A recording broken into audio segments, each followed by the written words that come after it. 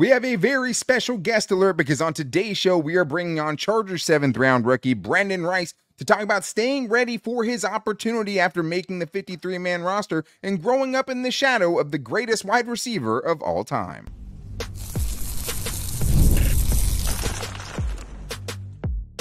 You are Locked On Chargers, your daily podcast on the Los Angeles Chargers. Part of the Locked On Podcast Network, your team every day.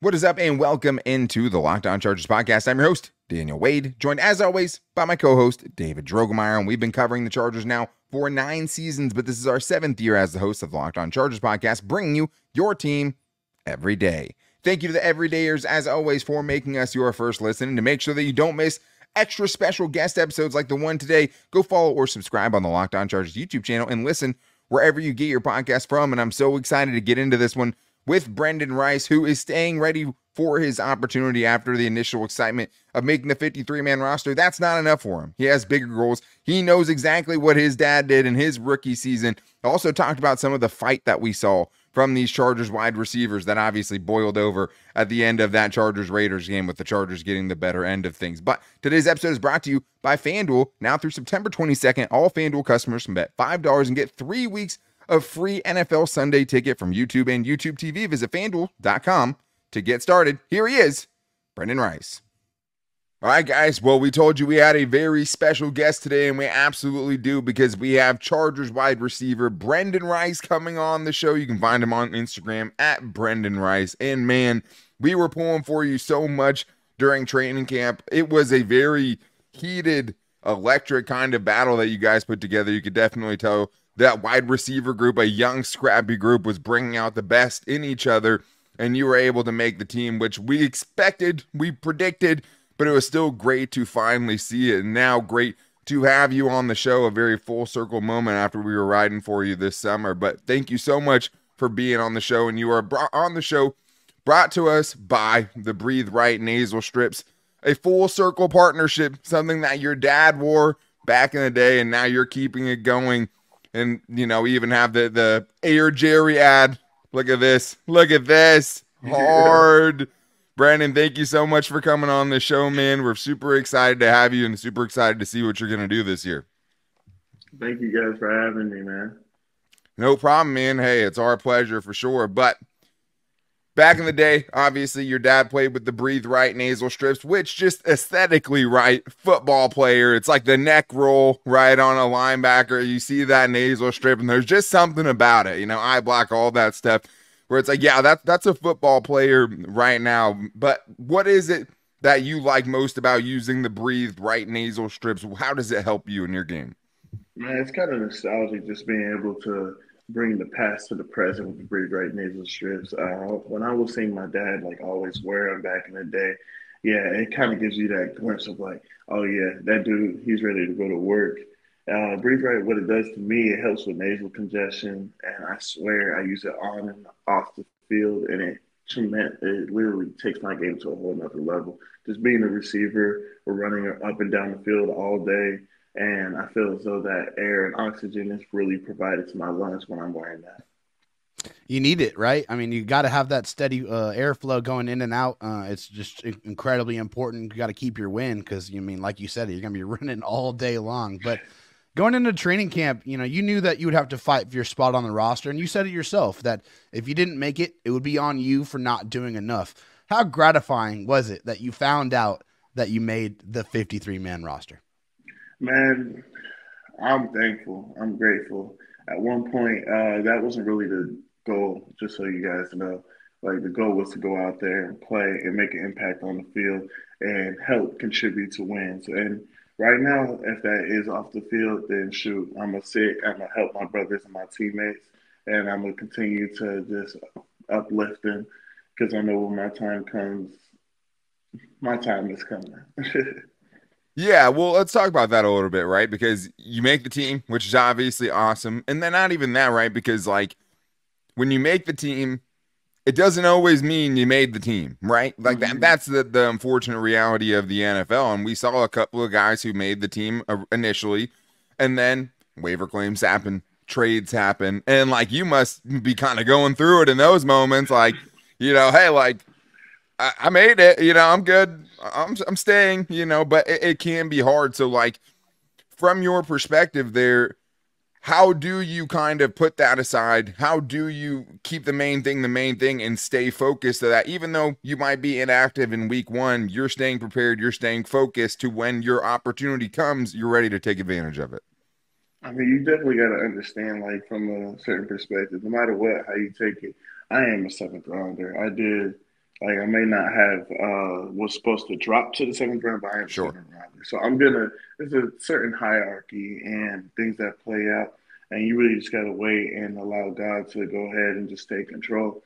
So just make sure you keep a clear head, making sure that you're doing the things that you would do if you were the number one receiver, because if you're not prepared like that, if you're not preparing like that, then you won't be ready for it when it comes.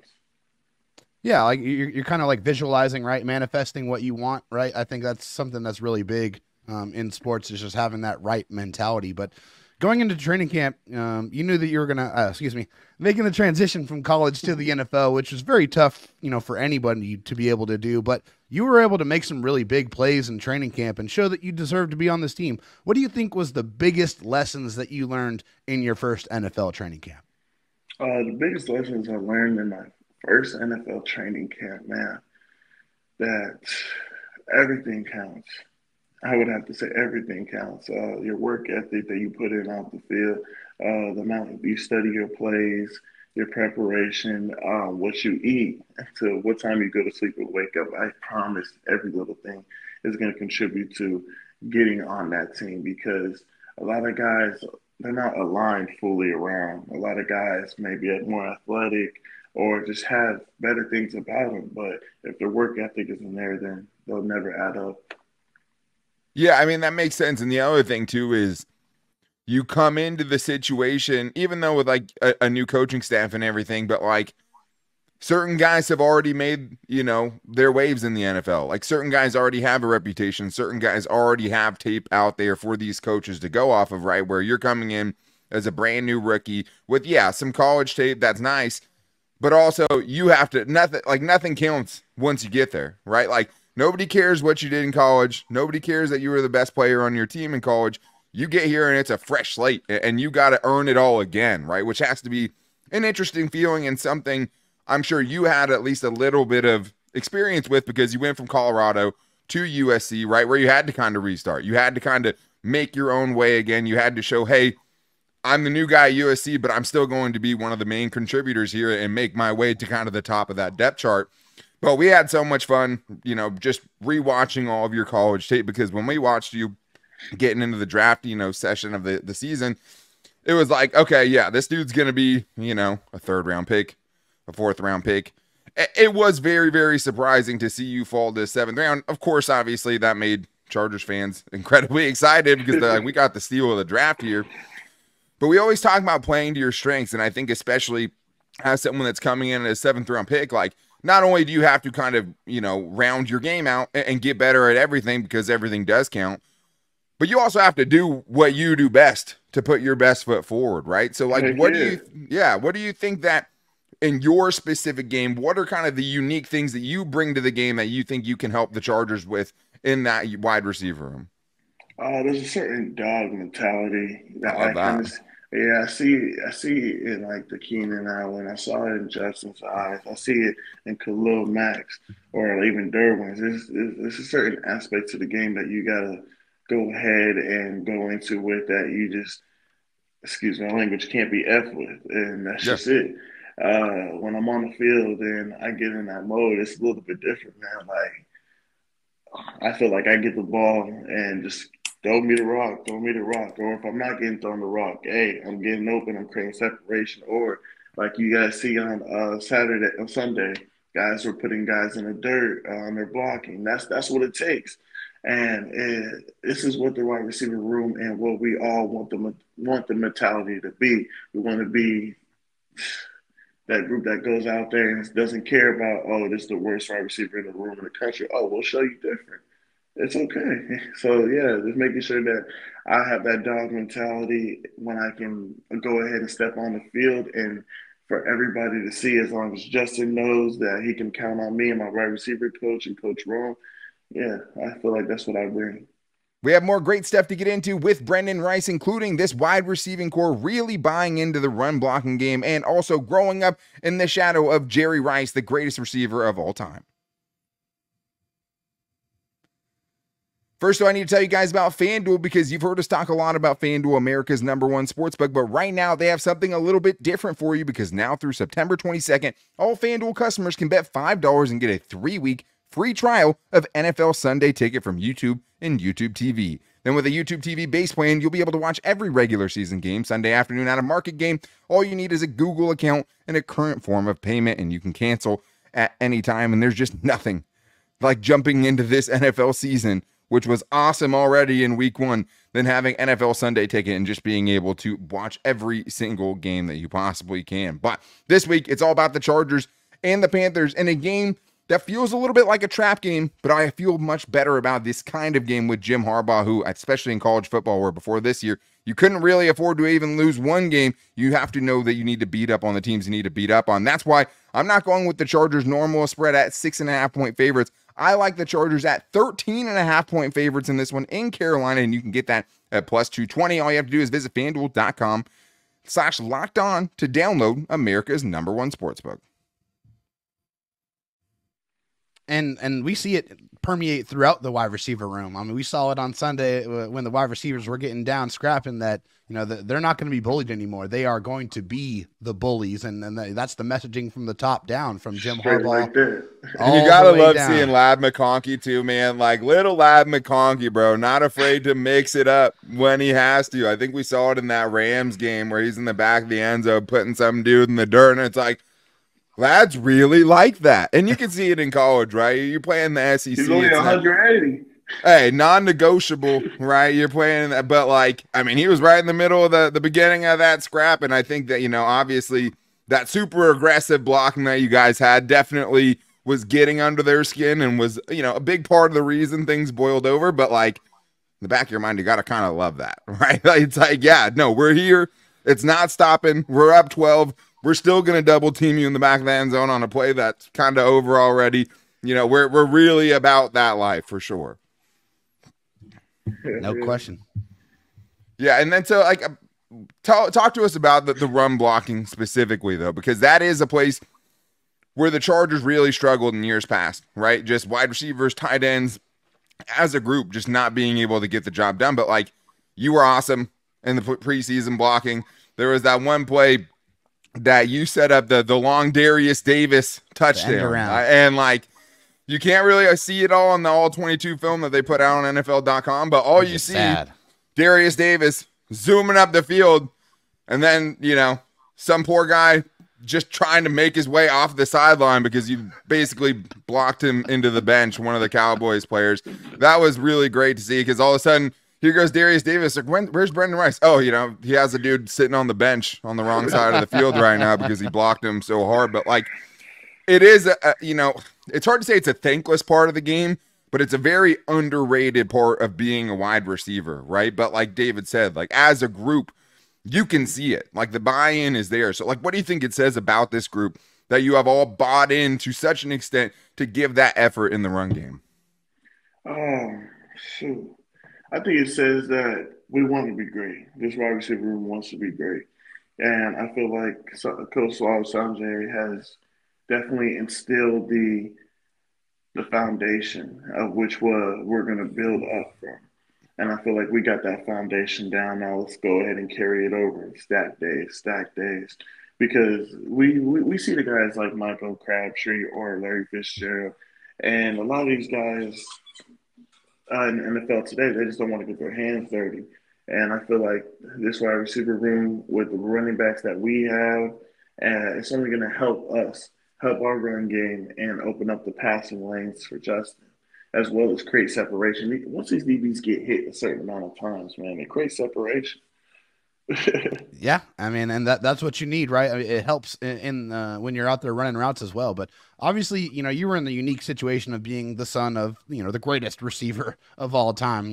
Which brings an extreme amount of expectations, right? I'm sure there are some positives to having him as your dad, but how important is it for you to blaze your own path and carve out your own successful career? It's super important, man. That's everything to me.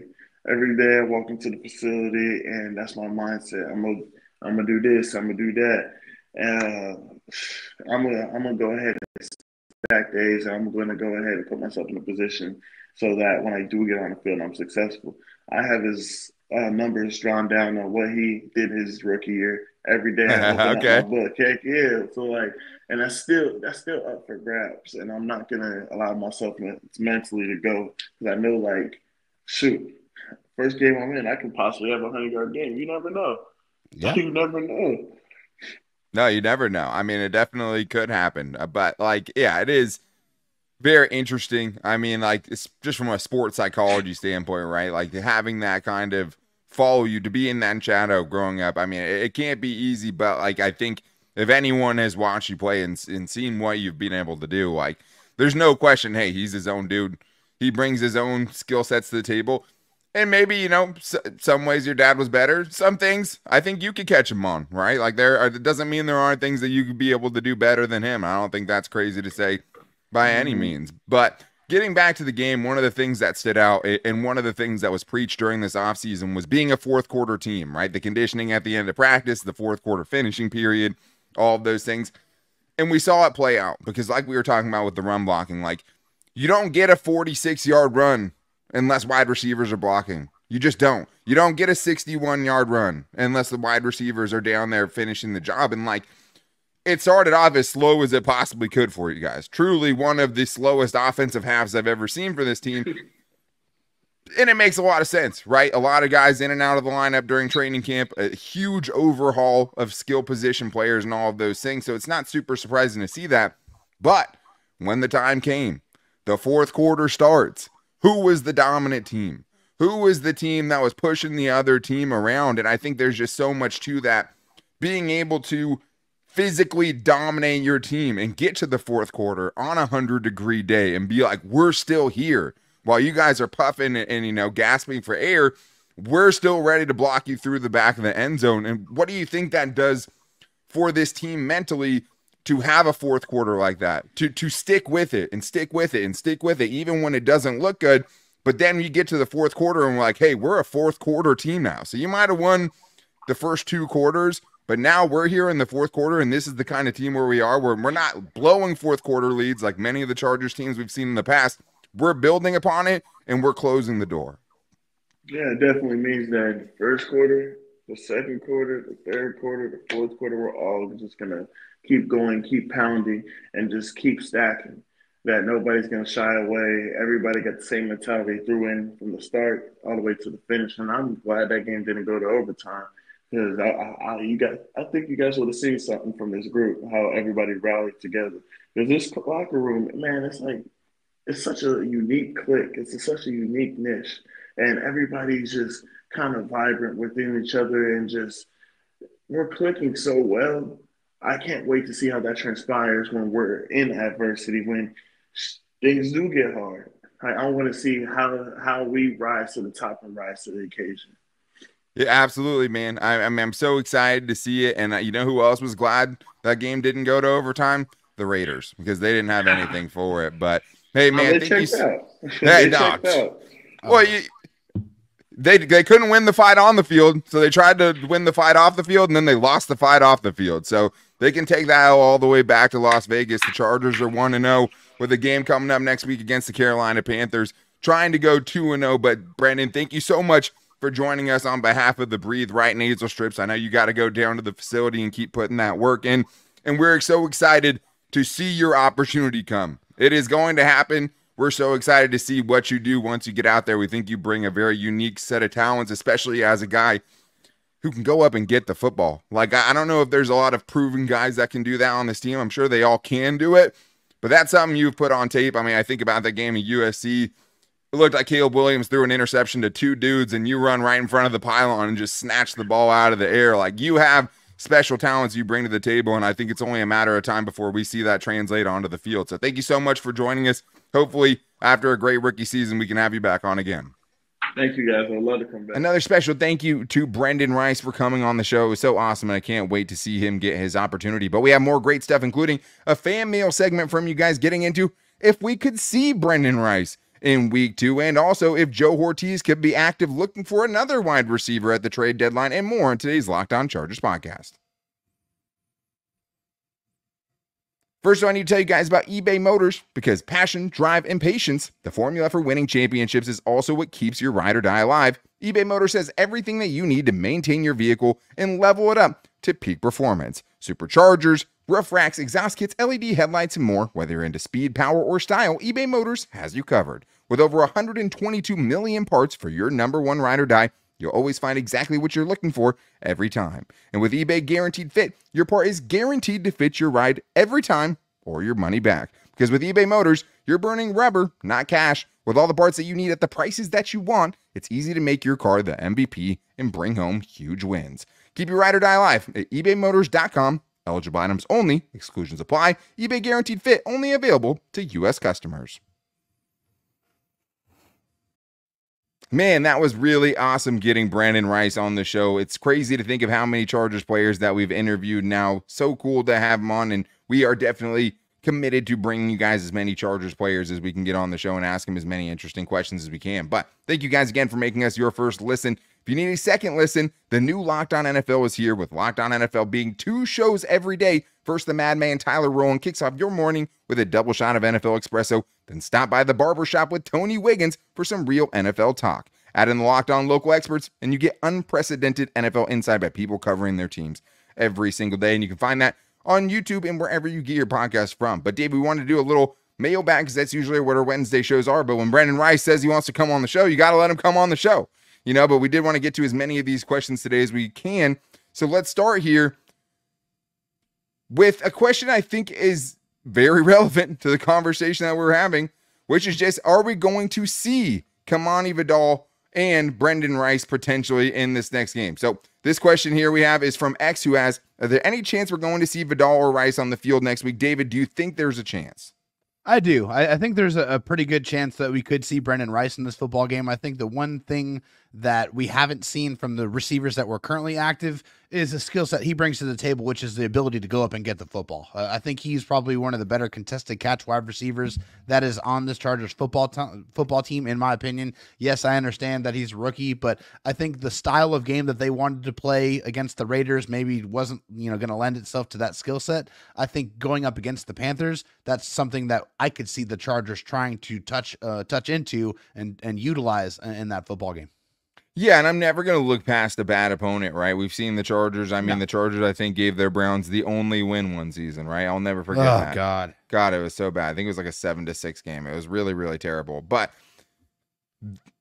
there's also a great chance that things go sideways early in this game, and the Chargers are beating the Panthers like the Saints were beating the Panthers last week, and it's 20-0, right? But I'd love for an opportunity like that to get a Brenden Rice on the field, to get a Kamani Vidal on the field. I think we saw last week that the two guys that are going to be carrying the football, at least right now, are Gus Edwards and J.K. Dobbins. And I mean, how could you want to get any less carries to J.K. Dobbins after what he did last week? So the Kamani Vidal part's a little bit harder, just because I think Hassan Haskins brings such an edge in the special teams department. And I think with 3 running backs active, that's the way they're going to go, at least for right now. But with Brenden Rice, I think you look back at what the issues were last week, specifically on 3rd down where you went 4 of 15, and also in the red zone where you went 2 of 4. But like the first 2 trips, even though 50% isn't terrible, those first 2 trips were hard to watch. They could not get anything going once things got tight. And that's somewhere where I feel like Brenden Rice can absolutely help them. So I think that's a good reason to try to bring him in.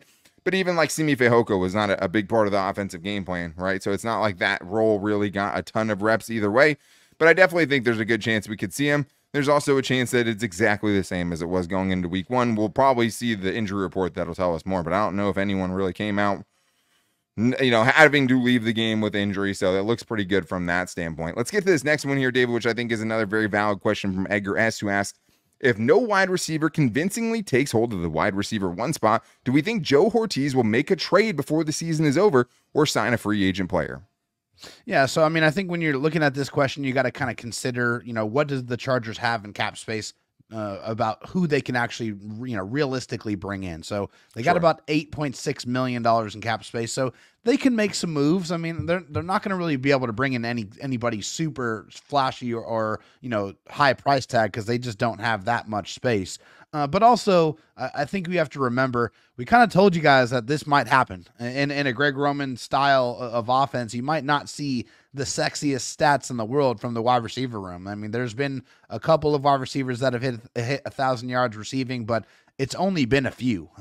And Greg Roman's been an offensive coordinator for a very, very long time. Yeah. Now, with that being said, Joe Ortiz has already showed us that he will never be satisfied. And if he feels like he needs to make a move, he's not afraid to go make that move.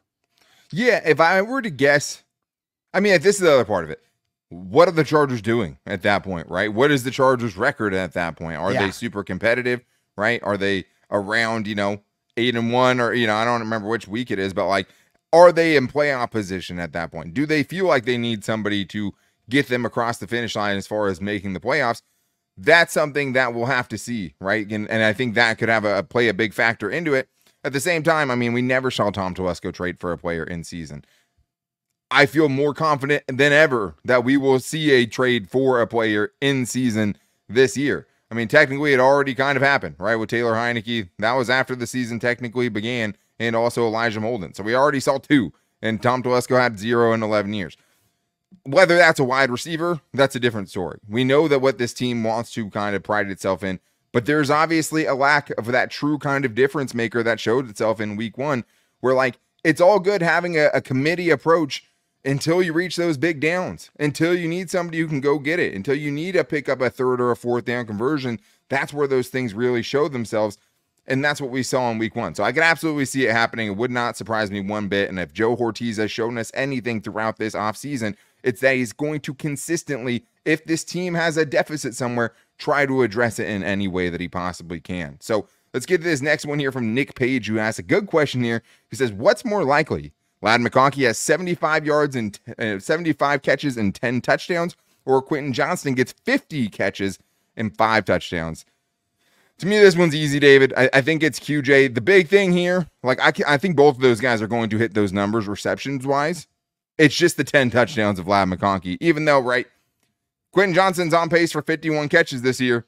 Ladd McConkey's on pace for 17 touchdowns. So hard to kind of take that into account right now. But that is what would kind of make me pause as far as going with Ladd on this. Yeah, because if you break it down, just, pretty simple math, 50 divided by 17, it's only about 2.94 catches per game for Quentin Johnston. I think that's easily attainable. And I think there's going to be a couple of games out there where he has 6, 7, or 8 catches. I really do feel like that's, and probably some games that he has only a couple too. Yeah, right? Like that. Absolutely. That's it. It'll all balance out. Though. Yeah, it's going to balance itself out for sure. But I feel like, the reason why I have a lot more confidence in this now is that this coaching staff has already shown a propensity to be able to utilize Quentin Johnston in a better situation, put him in positions so that he can use his gifts, the run after catch. We saw it on 2 different occasions. I talked about it on yesterday's show. 28 of his yards that he got was yards after catch. So that just tells me that this coaching staff knows what they have and knows how to use Quentin Johnston more properly. Absolutely. And we both bought in on that yesterday on the buy or sell show. Yeah, I mean, Ladd McConkey obviously isn't your prototypical red zone threat. Then again, he showed that he can still be effective in that part of the field. So, if it had been, 7 touchdowns, maybe I could go with Ladd here. 10 feels like a lot. That would be a ridiculous rookie season, 75 catches and 10 touchdowns from Ladd McConkey. But I absolutely came away from week 1 feeling great about the direction that both of these guys are going in. And I'm more surprised, honestly, about the Quentin Johnston part of it. I always expected Ladd to be good. To see the improvement from Quentin Johnston, I think, is maybe the thing I'm more optimistic about, or, at least feeling better about at this point. So let's get to this last one here from Bolts Padres 12, who says, you were given a gift card to the Chargers Pro Shop. This is David's wet dream right here. All right, I mean, we're already going in David's direction. It's got money on it. Which 3 jerseys are you buying? Give name and color for each. Go ahead, David. So first one is going to be Navy Khalil Mack. Khalil Mack has quickly turned into one of my favorite players, one of my favorite Chargers, honestly, all time. And he's only been here a couple of years, but man, it's been so fun to watch a first ballot Hall of Famer go to work and still be just as dominant as when he was first traded here. Second one is going to be a white Deion Henley jersey. I'm a huge Deion Henley fan. I really, really love Deion. I love his game. I love everything about him. Love his personality. I think he's an easy guy to root for. So I'm going white 0 for the Ranger. And my third one is going to be a powder blue Ladd McConkey jersey. Okay. I think he is going to be a force for the Chargers, hopefully for a very, very long time. I love his game. He's a very exciting young wide receiver. The reason I'm going to win this is because David forgot one key thing. Hard to be a big guy and buy those single-digit jersey numbers, right? I mean, that, and also David already has some of these jerseys, so that he already kind of has a leg up there and go a little bit different. For me, I have none of these jerseys, right? I have Sean Merriman jerseys and, Antonio Gage jerseys, stuff like that. But for me, I think one of the things you have to think about is contracts, right? Khalil Mack, love him. This is the last year of his contract, and they can't franchise tag him, right? So that would play a little bit into it, even though I think he's already kind of a borderline Chargers legend for what he's been able to do over these last couple of years.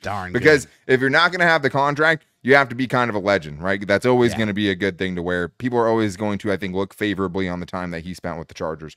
I'm going Navy Rashawn Slater. Doesn't get enough love. I love that. I'm going white Joey Bosa. But I almost went, because like another guy where like he could not be on the team next year. I love Joey Bosa when he's at his peak, one of the best Chargers edge rushers of all time. Fantastic. And it's not close. Yeah. I almost went with a white Tuli Pelotu. And like having a Tuli Pelotu jersey, having that name on the back of the jersey just seems cool, right? I mean, definitely. Yeah. And then powder blue Justin Herbert, don't get too crazy with it. That man's going to be around for a long time. A very good investment that you're not going to have to be worried about wearing after this upcoming year. But thank you to everyone who obviously. Exactly. And thank you to everyone for checking out today's show. We'll continue to keep trying to bring you big time guest appearances like the one we had on today, and Wednesdays will probably be the day for that if we're not doing a fan mail show. But thanks to everyone who hit us up at Locked On LAC to get your questions on today's show. You can also call the voicemail line at 323-524-7924, and we're still trying to get you guys involved on the bold prediction segment on Friday's show. I know Athir has something cooking up for that, but you can also never miss the show by following us on all of our social media, but also listening and subscribing and following for free on the Locked On Chargers YouTube channel and listening wherever you get your podcast from, as well as finding us on Instagram at Locked On Chargers and our Locked On Chargers Facebook page. That was awesome. So cool that we get to do this and interview someone like Brenden Rice. He was really good, but we'll be back with you guys tomorrow with Crossover Thursday, Locked On Chargers, Locked On Panthers. Until then, guys, take it easy and go Bolts.